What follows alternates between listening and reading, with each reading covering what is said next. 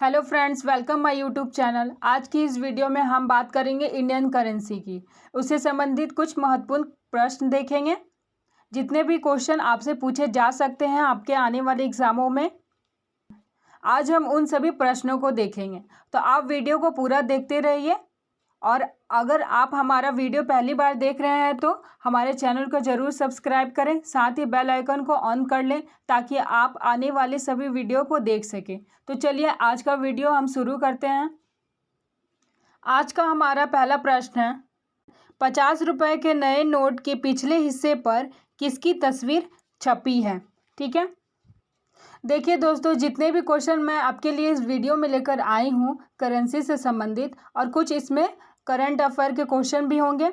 ठीक है, तो अगर आपको उन सभी प्रश्नों के उत्तर, किसी भी प्रश्नों के उत्तर आपको अगर पता होंगे पहले से, तो मुझे कमेंट में ज़रूर बताइएगा।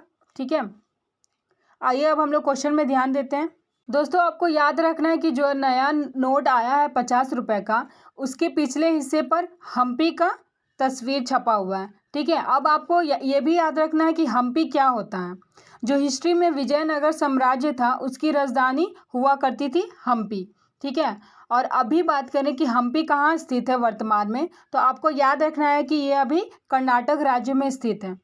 ठीक दोस्तों, आपको यहाँ पर एक पॉइंट और भी ध्यान में रखना है कि जो 50 रुपये, इस समय 50 रुपये का जो नया नोट है उसका आकार यानी उसकी लंबाई चौड़ाई कितनी है, आपको वो भी ध्यान में रखना है। ठीक है, तो अगर हम बात करें इसकी लंबाई चौड़ाई की, तो इस 50 रुपये के नए नोट की जो चौड़ाई है 66 मिलीमीटर है। ठीक है, चौड़ाई जो है 66 मिलीमीटर है, और जो लंबाई है उसकी बात करें तो लंबाई है 135 मिलीमीटर। दोस्तों, आपको याद रखना है कि जो लंबाई और चौड़ाई दिया गया है वो मिलीमीटर में ही दिया गया है। ठीक है, तो आपको ये ध्यान में रखना होगा। अब चलते हैं दूसरा नंबर क्वेश्चन की ओर। दूसरा नंबर क्वेश्चन बोला गया है, 100 रुपये के नए नोट पर पीछे की ओर किसकी आकृति छपी है। दोस्तों, इससे पहले हम लोग अभी पहले नंबर क्वेश्चन में 50 रुपये के नोट के बारे में पढ़े, अब यहाँ पर 100 रुपये के नोट के बारे में पूछा जा रहा है। ठीक है, तो आपको इस ऑप्शन में से हम्पी के बारे में तो पता ही होगा कि 50 रुपये के नोट में हम्पी का तस्वीर छपा हुआ है, तो ये तो नहीं होगा। तो इन तीनों ऑप्शन में से कौन सा ऑप्शन होगा, आइए देखते हैं। तो 100 रुपये के नए नोट पर पीछे की ओर रानी की वाव का तस्वीर छपा हुआ, आकृति छपी हुई है। ठीक है दोस्तों, आपको ये ध्यान में रखना है कि जो रानी की वाव है वो गुजरात की पाटन में स्थित है। ठीक है, तो 100 रुपये के नए नोट पर पीछे की ओर रानी की वाव का आकृति छपा हुआ है। और अगर हम बात करें कि इसकी लंबाई और चौड़ाई की, तो 100 रुपये का जो नया नोट है उसकी लंबाई है 66 मिलीमीटर, और इसकी जो चौड़ाई है वो है 142 मिलीमीटर, ये भी मिलीमीटर में ही है। ठीक है, तो आपको ये ध्यान में रखना होगा। इसकी चौड़ाई जो है 66 मिलीमीटर है और इसकी जो लंबाई है वो है 142 मिलीमीटर। तो दोस्तों, अब चलते हैं तीसरा नंबर क्वेश्चन की ओर। क्वेश्चन नंबर तीसरा में बोला गया है, भारतीय करेंसी नोट पर कितनी भाषाएं लिखी जाती है। दोस्तों, ये बहुत ज़्यादा मोस्ट इम्पॉर्टेंट क्वेश्चन है, आप इस प्रश्न को ध्यान में रखिएगा और सभी प्रश्नों को नोट कर लीजिएगा। ठीक है, ताकि आपको एग्ज़ाम में रिवीजन करने में आसानी हो जाए। दोस्तों, ये काफ़ी अच्छा क्वेश्चन है, ये प्रश्न में कई लोग कंफ्यूज भी हो जाते हैं। ठीक है, तो आपको ध्यान रखना है, जो भारतीय करेंसी नोट होता है इस पर कुल 17 भाषाएं होते हैं। ठीक है, यानी कि नोट में जो भारतीय करेंसी नोट होती है उसमें 17 भाषाएं लिखी रहती हैं। ठीक है दोस्तों, आपको ध्यान में ये भी रखना है कि अगर आपसे एग्जाम में क्वेश्चन घुमा फिरा के पूछ दिया जाए कि भारतीय करेंसी नोट के पीछे जो बॉक्स रहता है, सभी लोग देखे होंगे कि नोट के पीछे जो बॉक्स बना हुआ रहता है, आपने देखा ही होगा, इसमें कितनी भाषाएं लिखी है, इसमें ऐसे भाषाएं लिखी रहती है, तो कितनी भाषाएं लिखी होती है। तो इसमें जो कुल भाषाएं होती है वो होती है 15। ठीक है, 15 भाषाएं होती हैं, और अगर हम इंग्लिश और हिंदी को जोड़ दें तो पूरे नोट में कितने भाषाएं हो जाएंगे, 17। ठीक है, तो हमारा कौन सा ऑप्शन सही हो जाएगा, ऑप्शन नंबर डी, 17। अब चलते हैं चौथा नंबर क्वेश्चन की ओर। चौथा नंबर क्वेश्चन में बोला गया है, 200 के नए नोट पर पीछे की ओर किसकी आकृति बनी हुई है। ठीक है। तो यहाँ पर दोस्तों आपको हम्पी के बारे में पता है कि पहले नंबर क्वेश्चन में हम लोग पढ़े थे कि 50 रुपये के पीछे वाले हिस्से में किसकी आकृति छपी हुई है, हम्पी की, तो ये तो नहीं होगा। उसके बाद हम लोग पढ़े थे कि 100 रुपये के नए नोट के पीछे कौन सा आकृति छपा हुआ है, वो पढ़े थे रानी की वाव का, तो ये भी नहीं होगा। तो अब ये लाल किला और ये सांची का स्तूप, ये दोनों ऑप्शन में से कोई एक ऑप्शन होगा। ठीक है, तो 200 के नए नोट पर पीछे की ओर किसकी आकृति छपी हुई है, तो ऑप्शन सी हो जाएगा हमारा राइट, सांची का स्तूप। और दोस्तों अगर हम बात करें कि 200 रुपये का जो नोट है उसकी लंबाई और चौड़ाई कितनी है, तो हम बात करें चौड़ाई की तो वो है 66 मिलीमीटर, और बात करें इसकी चौड़ाई की तो वो है 146 मिलीमीटर। ठीक है, ये भी दोनों मिलीमीटर में ही है। और दोस्तों आपको ये भी ध्यान में रखना है कि जितने भी नोट हैं, नए नोट निकले हैं, उनकी जो लंबाई है, सॉरी चौड़ाई जो है वो सारा सेम है, लंबाई जो है वो सिर्फ अलग अलग है। ठीक है, चौड़ाई सेम है और लंबाई जो है अलग अलग है, आपको ये ध्यान में रखना। और लंबाई और चौड़ाई दोनों मिलीमीटर में ही दिया हुआ है। अब चलते हैं 5वां नंबर क्वेश्चन की ओर। 5वां नंबर क्वेश्चन में बोला गया है 500 के नए नोट पर पीछे की ओर किसकी आकृति छपी हुई है। ठीक है, तो दोस्तों सबसे पहले हम लोग 50 रुपये के नोट के बारे में पढ़े थे जिसमें हम्पी छपा हुआ था, तो ये ऑप्शन नहीं होगा, ये गलत हो गया। उसके बाद हम लोग 100 रुपये के नोट के बारे में पढ़े थे, उसमें रानी की वाव छपा हुआ था, ये भी नहीं होगा।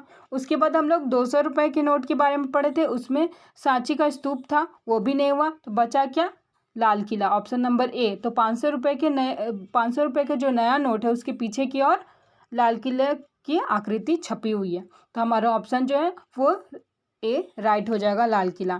ठीक है, और अगर हम बात करें 500 रुपये की जो नोट है उसकी लंबाई और चौड़ाई की, तो चौड़ाई की बात करें तो वो है 66 मिलीमीटर ही, और इसकी जो लंबाई जो है वो है 150 मिलीमीटर। ठीक है, आप याद रखिएगा कि सारे नोट जो जितने भी नए नोट निकले हैं उनके चौड़ाई जो है वो सेम है 66 मिलीमीटर, लंबाई जो है वो सिर्फ अलग अलग है और दोनों मिलीमीटर में ही है।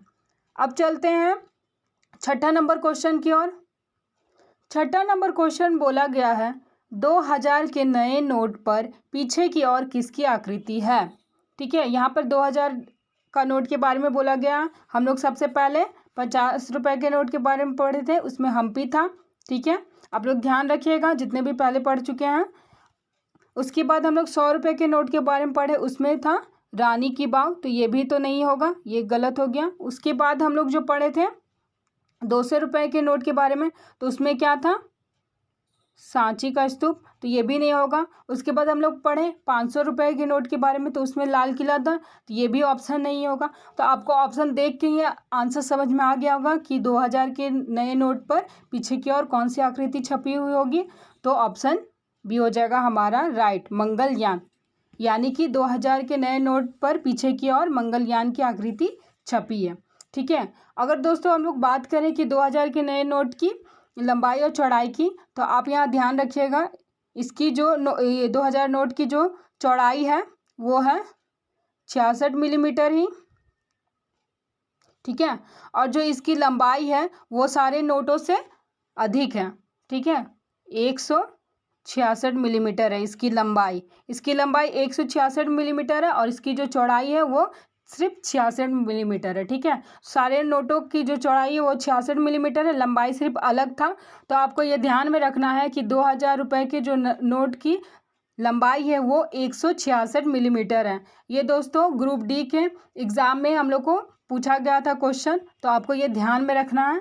ठीक है, इसके आंसर। अब चलते हैं 7वां नंबर क्वेश्चन की ओर। 7वां नंबर क्वेश्चन बोला गया है मुद्रा आपूर्ति किसके द्वारा नियंत्रित की जाती है। ठीक है, तो कौन सा हमारा ऑप्शन सही हो जाएगा, यहाँ भारत लिखा हुआ है, यहाँ पे भारतीय रिजर्व बैंक लिखाएगा। ठीक है, भारतीय रिजर्व बैंक, यानी कि मुद्रा आपूर्ति भारतीय रिजर्व बैंक के द्वारा नियंत्रित की जाती है, तो हमारा ऑप्शन नंबर सी जो है राइट हो जाएगा। तो अब चलते हैं 8वां नंबर क्वेश्चन की ओर। 8वां नंबर क्वेश्चन में बोला गया है भारत में नेशनल स्टॉक एक्सचेंज का मुख्यालय कहाँ स्थित है। यहाँ पे कौन सा ऑप्शन सही हो जाएगा हमारा, तो हमारा ऑप्शन सही हो जाएगा ऑप्शन नंबर डी, मुंबई। दोस्तों ये क्वेश्चन भी बहुत ज़्यादा महत्वपूर्ण है क्योंकि ये क्वेश्चन भी बहुत बार एग्जामों में पूछा जा चुका है। ठीक है, तो इसका मतलब भारत में नेशनल स्टॉक एक्सचेंज का मुख्यालय कहाँ स्थित है? तो मुंबई में स्थित है। और दोस्तों अगर हम बात करें कि इसकी स्थापना कब की गई थी, तो ध्यान रखिएगा 1992 में इसकी स्थापना की गई थी। ठीक है, अब चलते हैं 9वां क्वेश्चन नंबर की ओर। क्वेश्चन नंबर 9 बोल रहा है भारत में पहली बार बैंकों का राष्ट्रीयकरण कब हुआ था? तो इनमें से चारों ऑप्शन में से कौन सा ऑप्शन सही हो जाएगा? Option number B, 1969। ठीक है, ऑप्शन नंबर बी सही हो जाएगा। दोस्तों आपको ये भी ध्यान रखना है कि 19 जुलाई 1969 को भारत में पहली बार बैंकों का राष्ट्रीयकरण किया गया था।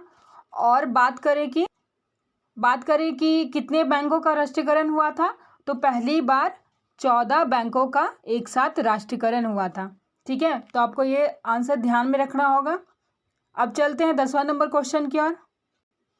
10वां नंबर क्वेश्चन बोला गया है वर्तमान में आरबीआई के नए गवर्नर कौन हैं? तो कौन सा ऑप्शन सही हो जाएगा हमारा? Option number B, Shaktikanta Das, यानी कि वर्तमान में आरबीआई के नए गवर्नर शक्तिकांत दास हैं। ठीक है, अब चलते हैं 11वां नंबर क्वेश्चन की ओर। 11वां नंबर क्वेश्चन में बोला गया है वर्तमान में भारत में कुल कितने उच्च न्यायालय हैं?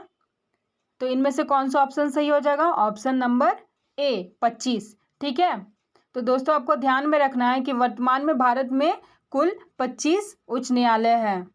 और दोस्तों आपको ये भी याद रखना है, ध्यान में रखना है कि 25वां उच्च न्यायालय जो है आंध्र प्रदेश उच्च न्यायालय बना है। ठीक है, आपको ध्यान रखना है कि 1 जनवरी 2019 से पहले आंध्र प्रदेश और तेलंगाना का जो उच्च न्यायालय हुआ करता था वो था हैदराबाद। और अब जो है आंध्र प्रदेश और तेलंगाना का जो उच्च न्यायालय है वो अलग अलग हो चुका है। आंध्र प्रदेश का उच्च न्यायालय आंध्र प्रदेश ही है और तेलंगाना का उच्च न्यायालय हैदराबाद है। ठीक है, आपको ये ध्यान में रखना है। अब चलते हैं क्वेश्चन नंबर 12वां की ओर। क्वेश्चन नंबर 12 बोला गया है भारत द्वारा G20 शिखर G20 शिखर सम्मेलन का आयोजन किस वर्ष किया जाएगा? तो कौन सा ऑप्शन सही हो जाएगा? Option number D, 2022। तो दोस्तों आपको ध्यान में रखना है कि भारत द्वारा G20 शिखर सम्मेलन का आयोजन 2020 वर्ष में किया जाएगा। ठीक है, अब चलते हैं 13वां नंबर क्वेश्चन की ओर। 13वां नंबर क्वेश्चन में बोला गया है भारत के किस राज्य में देश का पहला संगीत संग्रहालय स्थापित किया जाएगा? तो कौन सा ऑप्शन हो जाएगा इन चारों ऑप्शन में से सही? Option number B, Tamil Nadu. तो दोस्तों आपको याद रखना है कि भारत के तमिलनाडु राज्य में देश का पहला संगीत संग्रहालय स्थापित किया जाएगा। ठीक है, तो अब चलते हैं 14वां नंबर क्वेश्चन की ओर। 14 नंबर में क्वेश्चन में बोल रहा है 1 रुपए के नोट पर किसके हस्ताक्षर होते हैं? दोस्तों ये प्रश्न आपसे पहले भी पूछा जा चुका है मेरे पहले वाले वीडियो में आपसे। ठीक है, तो इस प्रश्न का आंसर आप सभी को पता ही होगा। तो हमारा कौन सा ऑप्शन सही हो जाएगा? ऑप्शन नंबर बी, वित्त सचिव। ठीक है, तो दोस्तों आपको याद रखना है कि 1 रुपए के नोट पर वित्त सचिव का हस्ताक्षर होता है और बाकी के सभी नोटों पर रिजर्व बैंक के गवर्नर का हस्ताक्षर होता है। तो अब चलते हैं 15वां नंबर क्वेश्चन की ओर। 15 नंबर क्वेश्चन में बोला गया है प्रधानमंत्री नरेंद्र मोदी ने किस राज्य में देश के सबसे लंबी रेल रोड पुल बोगीबील का उद्घाटन किया है? तो कौन सा राज्य हो जाएगा इसमें? कौन सा आंसर हो जाएगा? ऑप्शन बी हमारा हो जाएगा राइट, असम। ठीक है, तो दोस्तों आपको याद रखना है कि प्रधानमंत्री नरेंद्र मोदी ने असम राज्य में देश के सबसे लंबी रेल रोड पुल बोगीबील का उद्घाटन किया है। ठीक है, तो दोस्तों आज की वीडियो यहीं पर समाप्त होती है। उम्मीद करते हैं कि आपको ये वीडियो पसंद आया हो, आपके लिए हेल्पफुल हो। तो प्लीज़ वीडियो को लाइक और शेयर कर दीजिएगा, साथ में चैनल को सब्सक्राइब कर लीजिएगा और बेल आइकन की नोटिफिकेशन बेल को ऑन कर लीजिएगा। तो फ्रेंड्स मिलते हैं अब नेक्स्ट वीडियो में। वीडियो देखने के लिए धन्यवाद।